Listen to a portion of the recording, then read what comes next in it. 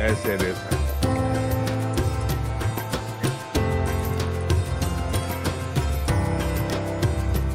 महाकाल महादेव, महाकाल महाप्रभु, महाकाल महारुद्र, महाकाल नमोस्तुते।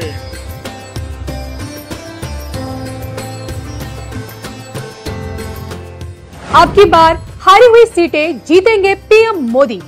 अब की बार मठ मंदिरों की शक्ति करेगी चमत्कार। अब की बार महाकाल भक्त मोदी की नैया होगी पार।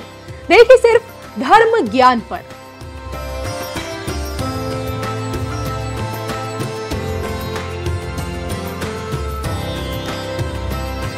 नमस्कार, मैं हूं आपके साथ कविता राणा।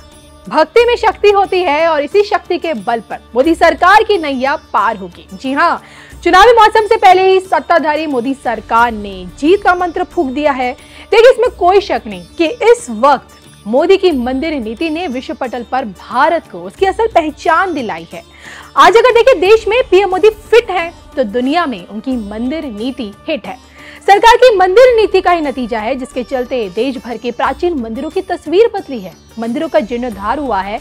आलिशान कॉरिडोर के निर्माण कार्य से महाकालेश्वर धाम और विश्वनाथ धाम की भव्यता आज देखिए 7वें आसमान पर है। आज आप अगर जहां नजरें दौड़ाएंगे वहां भारत की संस्कृति, विरासत और सभ्यता को जिंदा होता हुआ पाएंगे। हैरान करने वाली बात तो ये है कि दुनिया के चहेते बन चुके पीएम मोदी जिस भी देश में जाते हैं ना, वहां के लोगों के दिलों में उतर जाते हैं। लेकिन क्या आपने कभी ये सोचा है कि इसके पीछे की असल वजह क्या है? जी हाँ, देखिए, इसमें कोई शक नहीं कि पीएम मोदी का काम बोलता है, लेकिन शानदार काम के साथ साथ पीएम मोदी की महादेव भक्ति उन्हें लोगों से भी जोड़ती है। आप कहेंगे वो कैसे? हिंदू धर्म देखिए हकीकत में जोड़ने का कार्य करता है, इंसान को कुदरत के करीब लाता है, कर्म को असल धर्म बताकर व्यक्ति को कर्मशील बनाता है। और यहाँ तक कि देखिए पीएम मोदी भी हिंदू धर्म को एक धर्म की तरह बिल्कुल नहीं मानते, बल्कि इसे जीवन जीने का एक तरीका बताते भी हैं। और इसी विश्वास के साथ मोदी सरकार देखिए अब मठ मंदिरों के सहारे हारी हुई बाजी जीतेगी। दरअसल देखिए मोदी सरकार ने ये प्लान बनाया है कि मंदिरों और मठों में रहने वाले साधु संतों को साध कर हारी हुई सीटों को जीता जा सके। जी हाँ, बैक टू बैक देखिए केंद्र में बहुमत की सरकार बनाने में कामयाब हुई मोदी सरकार को 2019 के लोकसभा चुनाव में 303 सीटें तो मिली, लेकिन लोकसभा की 14 सीटें वो हार गई। और अब इन्हीं 14 सीटों को जीतने का प्लान मोदी सरकार ने बना लिया है। दरअसल दिल्ली में हुई एक बैठक में सरकार ने 14 लोकसभा सीटों पर सभी मठ मंदिरों में संपर्क अभियान चलाने की तैयारी की है। इन लोकसभा में सभी मंदिरों और मठों के सभी धर्मों के आराधना स्थल, सामाजिक सांस्कृतिक स्थानों की सूची बनाकर उन तक पहुंचने को वहां के पार्टी के नेताओं ने कहा है। और इसी के चलते हर विधानसभा में आने वाले मठ मंदिरों और धार्मिक, सामाजिक और सांस्कृतिक संगठनों की सूची तैयार करना अब शुरू कर दी गई है। और देखिए इसकी सूची बनाकर भाजपा कार्यकर्ता यहाँ संपर्क के साथ साथ खिचड़ी और समरसता भोज जैसे आयोजनों से भी अनुयायियों तक अपनी पहुंच बना सकेंगे। अब देखिए सवाल ये उठता है कि आखिर प्रत्येक लोकसभा सीट के दायरे में ऐसे कितने मठ मंदिर आते हैं जिसके सहारे मोदी सरकार हारी हुई बाजी को जीतने की कोशिश करेगी। अब देखिए आंकड़े ये बताते हैं कि एक लोकसभा क्षेत्र में औसतन तकरीबन 3000 मंदिर पड़ते हैं।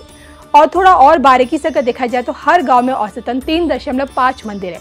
अब हर गांव में औसतन 1.27 पोलिंग बूथ ऐसे हैं जिसके आसपास की आबादी के बीच में ही मंदिर है। अब यहाँ गौर करने वाली बात यह है कि जिन 14 सीटों पर भाजपा को हार मिली थी उसमें आपकी रायबरेली, लालगंज, संभल, मुरादाबाद, मैनपुरी, गाजीपुर, घोसी, श्रीवस्ती, अमरोहा, बिजनौर, जौनपुर, नगीना, सहारनपुर और अंबेडकर नगर लोकसभा, ये तमाम सीटें शामिल हैं। और अब इन्हीं सीटों के अंतर्गत आने वाले जितने भी मठ और मंदिर हैं वहां तक बीजेपी अपनी पहुंच बनाकर जनता के दिलों में उतरेगी। अब इस मठ मंदिर मिशन के तहत वार्ड अध्यक्ष से लेकर जिलाध्यक्ष और लोकसभा संयोजक और प्रभारी मिलकर बूथों के गठन की प्रक्रिया में भी हिस्सा लेंगे। वो अपनी विचारधारा वाले मतदाताओं से सभी बूथों को नजदीक लाने में भी जुटेंगे। यानी कि देखिए 100 बात की एक बात यह है कि इस वक्त 26 दलों की विपक्षी एकता एक हो रखी है और इसी एकता को भंग करने के लिए मोदी सरकार किसी भी मौके से चूकना नहीं चाहती और न ही विरोधियों को कोई मौका देना चाहती। और यही वजह है कि अब पिछली बार की हारी हुई सीटों को मठ मंदिरों के सहारे जीतने की तैयारी मोदी सरकार कर चुकी है। कैसे दे सकते।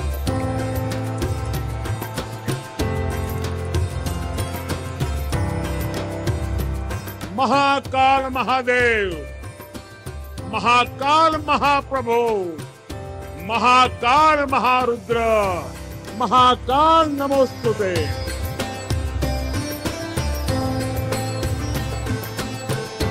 अब मैं आपके सामने ऐसे ही कुछ फैक्ट रखूंगा और आपसे सही उत्तर जानना चाहूंगा।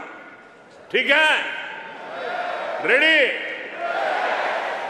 कोरोना की इस ग्लोबल पैंडेमिक में जिस देश ने दुनिया का सबसे तेज वैक्सीनेशन प्रोग्राम चलाया, वो देश है, वो देश है, वो देश है। आज जो देश दुनिया की फास्टेस्ट ग्रोइंग लार्ज इकोनॉमी है, वो है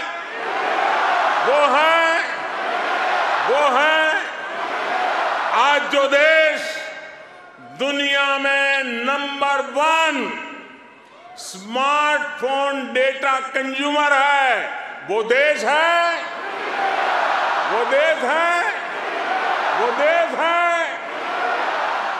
आज जो देश फिनटेक एडॉप्शन रेट में नंबर 1 है, वो देश है, वो देश है, वो देश है।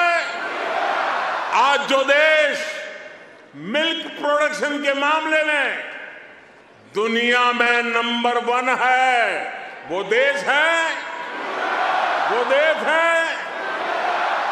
आज जो देश इंटरनेट यूजर्स की संख्या में दुनिया में नंबर 2 पर है, वो है आज जो देश दुनिया का सेकंड लार्जेस्ट मोबाइल मैन्युफैक्चरर है, वो देश है, वो देश है। आज जो देश rice, wheat, sugar cane production के मामले में दुनिया में नंबर 2 पर है, वो है आज जो देश फ्रूट और वेजिटेबल प्रोडक्शन में दुनिया में नंबर 2 पर है, वो है आज जिस देश में दुनिया का तीसरा सबसे बड़ा स्टार्टअप इकोसिस्टम है, वो है दुनिया का तीसरा सबसे बड़ा ऑटोमोबाइल मार्केट जिस देश में है, वो देश है, वो देश है। दुनिया का तीसरा सबसे बड़ा सिविल एविएशन मार्केट जिस देश में है, वो देश है, वो देश है। और अब जो देश अगले 25 साल में विकसित होने के लक्ष्य के साथ आगे बढ़ रहा है, वो देश है, वो देश है